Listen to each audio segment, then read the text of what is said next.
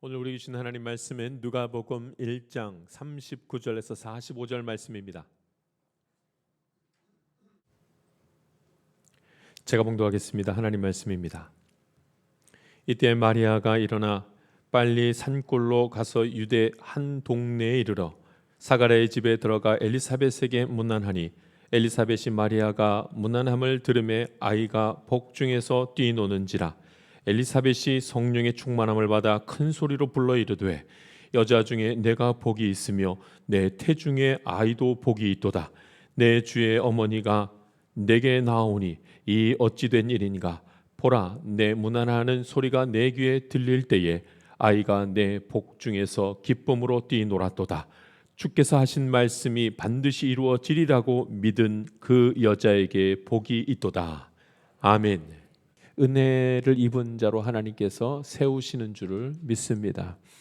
우리는 이제 오늘 성경 말씀 함께 바라보면서 어떻게 예수님의 나심을 기다리며 준비하는 이들이 어떻게 하고 있는지를 같이 지켜보면서 저와 여러분도 성경에 나와 있는 그들과 같이 예수님을 기다리는 가운데에 하나님 나라를 이 땅에서 이루어 가야 할 줄 믿습니다.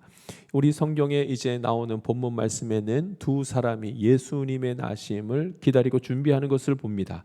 한 사람은 마리아요, 한 사람은 엘리사벳입니다. 마리아는 예수님을 직접 잉태하는 은혜를 입은 자입니다. 또 한 사람이 나오는데 엘리사벳입니다.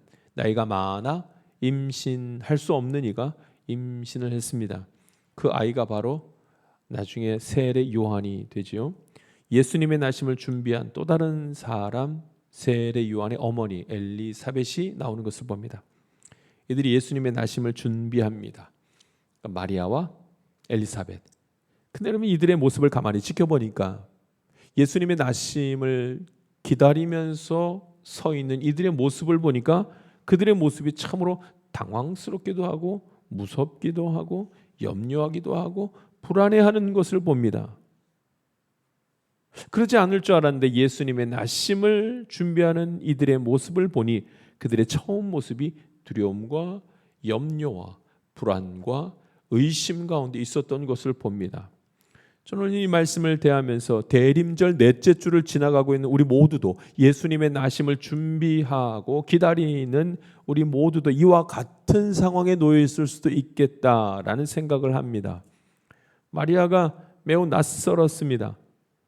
마리아가 스스로에게 내가 아이를 가졌다고 이 생각을 합니다. 남자를 모르는 내가 성령으로 아이를 잉태했다고 너무나 당황스럽고 너무나 당혹스러운 시간을 갖습니다. 의심할 수밖에 없는 시간이었습니다. 그런데 이 모습이 마치 우리가 지금 예수님의 나심 앞에서 먹게 되는 마음과 좀 비슷합니다. 매년 연말이 되면 성탄절이 다가오고 성탄절이 다가오면 대림절을 맞이하며 대림절 기간 동안에 예수님의 나심에 대해서 가만히 묵상하며 기뻐하라고 하니 이거 어떻게 해야 되는 것인가 의심되기도 하고 또 내 삶의 여정 가운데 힘든 일들로 인해서 마음이 가라앉기도 합니다. 마리아와 같습니다. 예수가 태어난다고? 근데 성령으로 아기가 태어난다는 거 이게 가능한가? 사실 마리아는 천사를 통하여 예수님의 잉태 소식을 듣습니다. 내 안에 내 몸에 아이가 마리아가 천사를 만났습니다. 그런데 믿어지지가 않습니다. 믿을 수가 없었습니다. 이걸 어떻게 믿습니까? 그러니 마리아는 의심하고 그러니 마리아는 놀라고 그러니 마리아는 당황스러울 수밖에 없었습니다. 오늘 성경에서는 마리아를 두고 하는 말이 있습니다. 은혜를 입은 자라. 하나님의 은혜를 입은 자가 예수님의 잉태 소식을 듣고 두려워하고 염려하고 의심하고 불안해합니다. 우리가 예수님의 나심을 기다리며 마음속에 드는 생각과 마음과 좀 비슷합니다. 예수가 나의 구원자라고 아기 예수님이 태어나는 것을 두고 내가 기뻐해야 된단 말인가? 이게 무슨 말일까? 잘 믿어지지도 그리고 그렇게 기뻐하고 싶지도 않은 그런 모습들이 좀 비슷합니다. 그런데 이 상황 가운데에서 마리아가 이제 한 가지 또 다른 상황을 맞이하게 됩니다. 하나님이 그런 상황을 만들어 주십니다. 마리아가 엘리사벳을 만납니다. 믿음의 사람 엘리사벳, 하나님이 준비한 사람 엘리사벳. 이 모든 문제가 풀리기 시작하는 그 마리아의 모든 속에 있는 것들이 다 풀어지는 때가 언젠가 마리아가 엘리사벳을 만날 때였습니다. 믿음의 사람을 만날 때 풀어지기 시작합니다. 오늘 저와 여러분도 믿음의 사람을 만남으로 말미암아 믿음이 더 강건해지고 그 마음속에 예수님 기다림이 커질 수 있게 되기를 간절히 바랍니다. 믿음의 사람을 만나야 합니다. 믿음의 사람과 대화하고 믿음의 사람과 예수님의 나심에 대해서 나눌 수 있어야 됩니다. 마리아가 찾아간 사람이 있었습니다. 엘리사벳. 마리아가 왜 찾아가는가 너무 두려웠거든요. 너무 의심되고 너무나 무서웠습니다. 이게 사실인가? 이런 일이 정말 벌어질 수가 있는 것인가? 근데 여러분, 마리아가 결정적으로 안정을 되찾고 예수님의 잉태 사실을 마음속으로 받아들이고 믿을 수 있었던 때가 언제냐면 엘리사벳, 이 할머니 엘리사벳을 만난 다음에 다 풀어지기 시작합니다.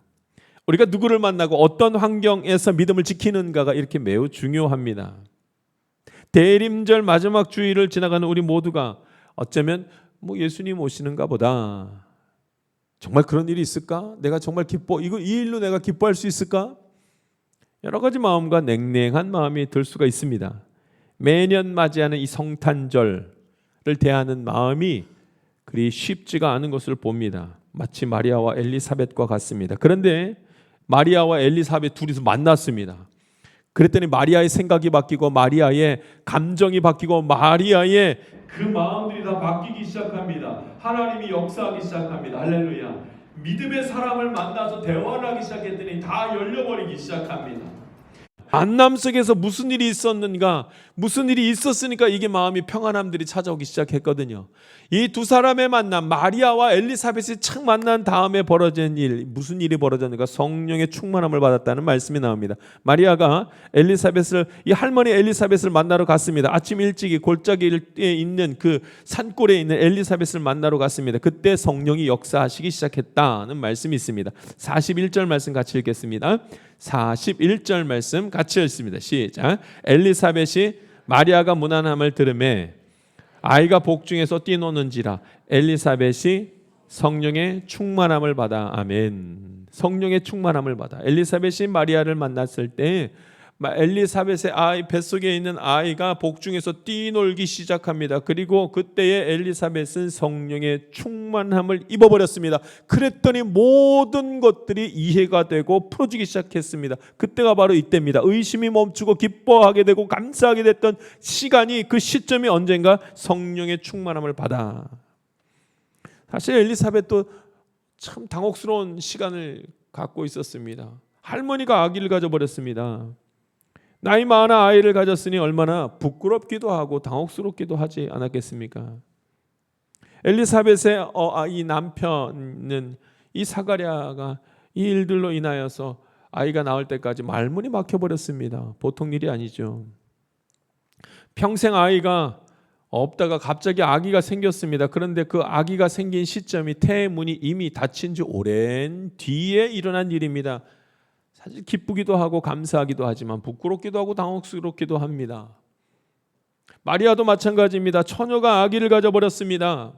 천사가 나타나서 이 아이는 성령으로 잉태됐다고 말해 주었습니다. 그런데도 참 어렵습니다. 마음이 견디기가 어렵습니다. 그런데 이 당혹스러운 사람, 참 불안하고 염려가 되는 두 사람이 만났습니다. 세상 사람들에게는 말 못하는 그런 상황이 두 사람에게 있었는데 이제 두 사람이 만나서 대화를 하니 서로 이해가 가기 시작합니다. 왜냐하면 성령의 충만함을 하나님께서 허락하셨기 때문입니다. 할렐루야. 성령의 충만은 성령님이 나의 육체와 생각과 마음과 감정을 다스리기 시작한 것을 의미합니다. 성령이 내 안에 들어오셔서 내 생각과 마음과 감정과 이 모든 것들을 다스리기 시작하니 그 다음부터는 내가 이해가지 않았던 그 모든 것들이 이해가기 시작하고 불편하고 답답했던 모든 것들이 이제는 해결이 되기 시작하더라는 말이에요. 이 성령의 충만함을 받지 못한 사람은 도대체 알 수 없는 그런 경험입니다. 충만은 부족함이 없이 그 안에 가득 완전히 찬 상태를 의미합니다. 서로의 만남을 통해서 성령의 충만하심이 덧입혀졌습니다. 그러니 이 두 사람은 드디어 하나님이 이해가고 성령님이 하시는 말씀이 이해가고 하나님의 말씀을 깨달아 알기 시작합니다. 엘리사벳은 하나님께서 인류의 구원자 예수 그리스도의 나심을 위해 나를 먼저 준비시켰다는 사실을 믿을 수가 있게 됩니다. 하나님이 늙은 부부 이 사가랴와 엘리사벳을 쓰신다는 사실을 그들이 알 수 있었습니다. 마리아 역시 마찬가지입니다. 이 모든 사실을 이제 받아들이고 잠잠해지기 시작합니다. 그 당시 처녀가 아이를 가졌다는 그 말은 곧 죽음을 의미합니다. 그런데 이제 잠잠할 수 있게 됩니다. 사실 마리아는 다른 사람은 몰라도 마리아 자기 자신은 알 거 아닙니까? 어떻게 해서 아기를 갖게 됐는지. 자기는 너무나 잘 압니다. 남자를 전혀 알지 못하는 자이었다는 사실을 자기 스스로는 너무나 잘 압니다. 그런데 아이를 가졌습니다. 그리고 이 사실을 이제 받아들이기 시작합니다. 뱃속에 자기가 아기를 가졌다는 사실, 설명할 수는 없지만 받아들이기 시작합니다. 무엇 때문에요? 성령의 충만하심 따라. 할렐루야. 복 있는 사람이 어떤 사람인가? 여러분, 성령의 충만하심을 받는 자가 복 있는 자인 줄 믿습니다. 그러므로 우리는 간구해야 됩니다. 오늘 성령의 충만하심을 덧입기를 간구해야 됩니다. 성령님이 나를 다스리시고 생각을 다스리고 마음을 다스리고 감정을 다스려 주시기를 간구해야 합니다. 하나님이 구원의 예수의 나심을 기뻐하고 감사하는 마음을 우리 모두에게 허락하여 주실 줄 믿고 성령의 충만하심을 간구해야 합니다. 우리의 상황을 한번 보십시오. 나의 집안의 상황들을 좀 보십시오. 내 모습, 자기의 모습을 좀 들여다보십시오. 나의 인생을 한번 보십시오. 그렇게 웃을 일도, 그렇게 감사할 일도, 그렇게 위로받을 일도 없는 것만 같습니다. 그런데 성령님이 임하시면 달라집니다. 성령이 내 안에서 충만케 되기 시작하면 힘이 납니다. 성령의 충만에 임하기 시작하면 위로받기 시작합니다. 성령으로 충만케 되기 시작하면 이제 앞길이 보이기 시작합니다. 할렐루야. 이 복 있는 자가 성령으로 충만케 된 자 복이 있습니다. 이 믿음의 사람 두 사람이 만나서 대화하기 시작하니 성령으로 충만케 돼요. 그 다음부터는 길이 열리는 것을 봅니다. 믿음의 두 사람이 만남을 통해서 이제 또 알게 되는 두 번째 사실이 있습니다. 그것은 여러분 기쁨입니다. 복 중의 태가 기쁨으로 뛰놀다 말씀하면서 이 기뻐하게 됩니다. 엘리사벳이 마리아를 만난 다음에 이제 뱃속에 있는 엘리사벳의 뱃속에 있는 아이가 기쁨으로 뛰놀았다 이렇게 말합니다. 성령으로 충만케 된 두 사람 가운데 벌어진 두 번째 일이 무슨 일이었는가? 기뻐하게 되었다는 말씀, 복 중의 태아까지 기뻐하게 되었다는 말씀이 오늘 성경에 나오는 것을 봅니다. 우리 44절과 43절 44절 말씀 같이 읽겠습니다. 43절과 44절 말씀 같이 읽습니다. 시작. 내 주의 어머니가 내게 나아오니 이 어찌 된 일인가? 보라, 내 문안하는 소리가 내 귀에 들릴 때에 아이가 내 복중에서 기쁨으로 뛰놀았도다. 아멘. 아멘. 두 가지 사실입니다. 예수님의 나심을 통해서 두 사람이 만나 예수님의 나심을 준비하는 그들 가운데 벌어진 일입니다. 기쁨으로 예수님의 나심을 맞이하는 것을 봅니다. 기쁨으로. 그런데 언제 이렇게 기뻐하게 됐는가? 주를 만날 때 기뻐하게 됐다는 말씀이 나옵니다. 내 주의 어머니가 내게 나오니 이 어찌된 일인가? 이걸 누가 한 거냐면 이 할머니 엘리사벳이 한 말입니다. 엘리사벳이 말하기를 내 주의 어머니가 내게 나오니 이 어찌된 일인가? 아이가 나의 복중에서 기쁨으로 뛰놀았도다. 이거 엘리사벳이 할머니 엘리사벳이 한 말입니다. 그러니까 여러분 엘리사벳이 가만히 마리아를 보니 이 마리아가 보통 사람이 아니라 주님을 잉태한 어머니구나. 이것을 알게 됩니다. 그래서 내 주의 어머니가 나에게 나아오니 어찌된 일인가? 기뻐할 수밖에 없게 되고 엘리사벳 자신도 기뻐할 뿐더러 복중의 아이까지 기쁨으로 뛰놀더라 이렇게 말합니다. 할렐루야. 엘리사벳이 성령으로 충만케 되자 마리아가 마리아가 가지고 있는 이 아이가 구주라는 사실을 알게 되고 마리아가 구주의 어머니인 것을 깨닫게 되며 기뻐하는 일들이 벌어졌습니다. 예수님의 나심을 가장 먼저 기뻐하고 축하한 이가 누군가? 엘리사벳과 복중에 있는 태아였습니다. 오늘 저와 여러분이 예수님을 구주로 영접하고 받아들이는 순간 마음에 큰 기쁨을 하나님 허락하시는 줄 믿습니다. 예수님을 만났더니, 구주를 만났더니 기뻐했더라. 이 말은요, 그럼 정말로 우리가 예수님을 눈으로 예수님의 얼굴을 본 다음에 내가 예수님을 만났다 이렇게 말하는 것이 아닙니다. 하나님의 말씀이 내 안에 들어오면, 말씀이 내 안에 들어온 것을 예수님을 만났다고 하는 것입니다. 말씀이 내 안에 들어오기 시작하니 기쁨으로 충만케 되었습니다. 이 말씀을 하는 것입니다. 할렐루야. 내가 주를 만날 때 진정으로 기뻐할 수 있다는 표현이 바로 그 표현입니다. 미국에 유명한 목사님 한 분이 계신데 존 파이프라는 목사님이 계십니다. 그 목사님 설교를 잠시 들었는데 이 목사님이 이런 말을 합니다. 우리가 죄를 짓는 것은 죄를 짓고 싶어서 죄를 짓는 게 아니라, 이렇게 말합니다. 무엇인가 결핍돼서 그 결핍을 채우고 싶어가지고 죄를 짓게 된다, 이렇게 말을 합니다. 그 결핍을 채우고 싶어서 스스로 욕심을 부리다 보니까, 그러다 보니까 꼭 죄를 짓는다는 겁니다. 그러나 그 결핍은 예수님을 만나면 다 해결되는 것입니다. 할렐루야. 예수님을 만나는 즉시 너무나 기뻐서 더 이상 그 어떤 것도 필요 없습니다. 괜찮습니다. 나는 스스로 자족하는 마음을 갖게 되었습니다. 이렇게 바뀐다는 말입니다.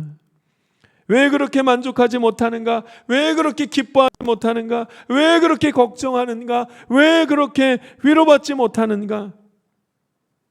내가 예수를 만나지 못하기 때문입니다. 말씀이 내 안에 깊숙이 들어오지 못하기 때문입니다. 구원의 기쁨을 누리지 못하기 때문입니다. 예배를 드렸는데 하나도 감사하고 하나도 위로받지 못하기 때문입니다. 말씀이 내 안에 들어오지 못하면 그 다음에 기쁨이 없습니다.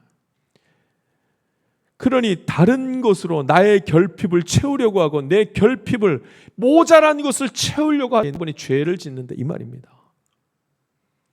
저는 이 구약에 있는 말씀 중에 이 출애굽의 말씀을 들을 때 참 배가 되고 위로를 받습니다. 출애굽의 그 만나와 메추라기를 거두는 이스라엘 백성들의 모습이 나오지 않습니까? 그 이스라엘 백성들이 만나와 메추라기를 착 거두는데 성경에 이렇게 나옵니다. 많이 거두나 남음이 없고 적게 거두나 부족함이 없다. 할렐루야. 이 말씀이 무슨 말씀인가 자꾸 생각하게 됩니다. 많이 거뒀는데 남지도 않고 적게 거뒀는데 부족하지도 않다. 이게 무슨 말씀입니까? 실제로 많이 거뒀는데 그날따라 배가 너무 고파서 다 먹어가지고 안 남았나? 실제로 적게 거뒀는데 그날따라 소화가 다 안 돼가지고 많이 먹지 못해가지고 부족하지가 않았다는 말씀일까? 그럴 수도 있습니다. 그러나 더 깊은 뜻을 헤아려 본다면 많이 거뒀는데 서로 나눠 먹은 거야. 서로 나눠 먹은 거야. 그러니 남지 않죠. 적게 거뒀는데, 여러분 적게 거뒀으면 조금 먹었을 거 아닙니까? 조금 먹었으면 배가 고플 수 있죠. 근데 왜 부족하지 않다고 했을까요? 불평하지 않았으니까. 내일 또 먹으면 되지 뭐. 불평하지 않으니까. 스스로 자족하는 마음, 스스로 만족하는 마음들이 그 안에 있었기 때문이 아니겠습니까? 예수님 만나면 기뻐할 수밖에 없습니다. 그 마음이 예수로 가득 차기 때문입니다. 할렐루야. 예수님이 나의 구원자가 되시고 예수님이 나를 위로하시기 때문에 괜찮은 것입니다. 예수님이 나에게 길을 열어주실 것이고 예수님이 나에게 힘이 되시기 때문에 괜찮은 것입니다. 할렐루야. 그러므로 예수로 인하여 우리는 기뻐할 수밖에 없습니다. 이 대림절 네 번째 주간을 지나가는 우리 모두의 마음 가운데 한 가지 소망이 있어야 됩니다. 그것은 기쁨입니다. 말씀이 내 안에 들어오기 시작하고 그 말씀을 믿기 시작하면 그 다음에 찾아오는 것은 기쁨입니다. 기쁨은 구원의 증거입니다. 성경에 많은 인물이 등장하지 않습니까? 성경의 주인공들이 굉장히 많이 나옵니다. 아브라함이, 노아가, 야곱이, 신약에는요 아주 유명한 주인공이 한 명 나오지 않습니까? 사도 바울. 그런데 마리아와 요셉은 어떻습니까? 예수님의 육신의 부모님이신 마리아와 요셉은 어떠합니까? 주인공으로 등장합니까?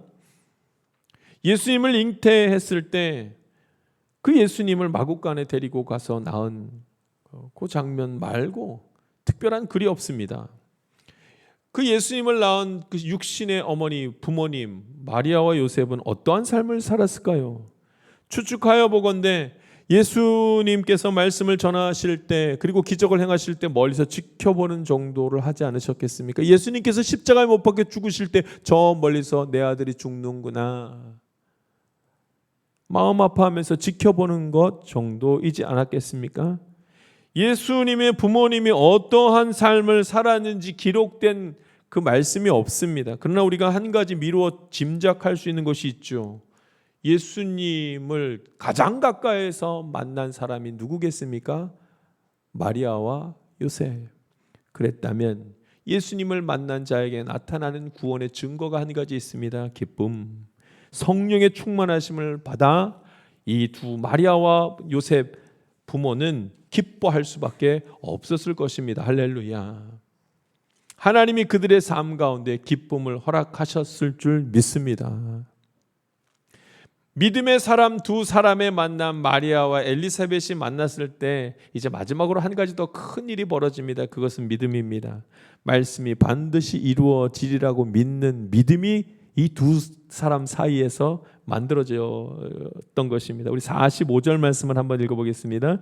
45절 믿음의 두 사람이 만났을 때 갖게 된 마지막 모습입니다. 45절 말씀 같이 읽겠습니다. 시작. 주께서 하신 말씀이 반드시 이루어지리라고 믿은 그 여자에게 복이 있도다. 아멘. 주께서 하신 말씀이 반드시 이루어지리라고 믿은 그 여자에게 복이 있도다. 이 말씀은 반드시 엘리사벳이 마리아를 두고 한 말입니다. 마리아를 가만 봤더니 이제 믿음이 생긴 게 보인 겁니다. 아하, 복 있다. 주께서 하신 말씀이 반드시 이루어지리라고 믿은 이 여인 마리아에게 복이 있도다. 이렇게 말합니다. 어떻게 그렇게 됐겠습니까? 성령의 충만. 어떻게 그렇겠습니까? 마리아가 이 할머니 엘리사벳을 만난 다음에 두 사람의 대화를 통해서 그들에게는 믿음이 서로 생긴 것입니다.